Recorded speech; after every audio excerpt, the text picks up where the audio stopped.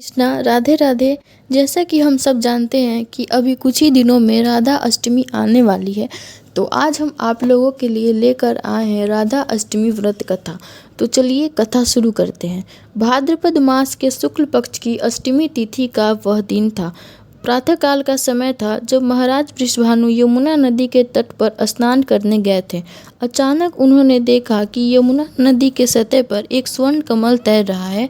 फिर वह कमल के पास गए और उन्होंने देखा कि कमल के पंखुड़ियों के बीच एक अत्यंत कोमल नवजात बालिका सोई हुई है। उन्होंने आसपास देखा लेकिन कोई नहीं था। वह सोचने लगे कि इतने सुनसान जगह पर छोटी सी बालिका को कौन छोड़कर चला गया। तभी वहाँ ब्रह्मा जी प्रकट हुए और ब्रह्मा जी ने कहा, हे पुत्र, तुमने और तुम्हारी पत्नी ने अनेक वर्षों तक कठिन तपस्या की है और तुम दोनों की यही इच्छा थी कि तुम भगवान श्री कृष्ण की नित्य संगिनी को अपनी पुत्री के रूप में पाना चाहते थे, और इस जन्म में आप दोनों की यह इच्छा पूर्ण हुई। ये बालिका स्वयं भगवान श्री कृष्ण की नित्य संगिनी है।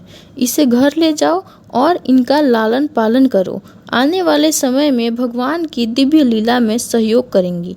इतना कहकर ब्रह्मा जी वहाँ से चले गए और फिर वृषभानु महाराज उस बालिका को लेकर अपने घर चले गए। जैसे ही कीर्तिदा ने उस बालिका को देखा, उनके आँख से अश्रु बहने लगे और उन्होंने उस बालिका को गले से लगा लिया। कुछ दिनों बाद उस बालिका का नामकरण हुआ और उनका नाम पड़ा राधा, श्रीमती राधा रानी। अभी 3 महीने बीतने लगे और दिन पर दिन श्री राधा रानी की सुंदरता और बढ़ती जा रही थी। उनकी सुंदरता के चर्चे दूर दूर तक होने लगे। बीच महाराज वृषभानु और माता कीर्तिदा को एक चिंता सताने लगी, क्योंकि राधा जो थी वो ना ही कुछ बोल रही थी और ना ही कोई भी प्रतिक्रिया दे रही थी, ना ही रो रही थी, एकदम बिल्कुल शांत पड़ी हुई थी। तो महाराज को यह भय लग रहा था कि कहीं उनकी पुत्री चक्षुहीन तो नहीं, कहीं वो उनकी जो सुनने की क्षमता है वो कम तो नहीं, जिससे कि वो कोई भी प्रतिक्रिया नहीं देने लगी। यही अभी महाराज सोच ही रहे थे कि तभी वहाँ पे नारद मुनि प्रकट होते हैं और नारद मुनि महाराज से कहते हैं, हे महाराज, आप चिंता ना करें, शीघ्र ही आप अपनी पुत्री का जन्मोत्सव मनाने के लिए एक भव्य उत्सव का आयोजन करिए और उसमें अपने परम मित्र नंद महाराज को अपने परिवार के साथ अवश्य आमंत्रित करिए। उनके यहाँ आते ही आपकी सारी चिंताएं दूर हो जाएगी। नारद मुनि की बात सुनकर महाराज तुरंत तैयारियां शुरू कर दी। उन्होंने गोकुल में नंद महाराज को भी विशेष निमंत्रण भेजा। इसका स्वीकार करते हुए जन्मोत्सव के दिन नंद बाबा, मैया यशोदा और नन्हे से श्री कृष्ण आ पहुँचे बरसाना, जहाँ पे श्री राधा रानी थी। चारों तरफ खुशी का माहौल था। सभी लोग अपने अपने काम में लगे हुए थे, लेकिन हमारे नन्हे कृष्ण को पता था कि उन्हें इस वक्त क्या करना है।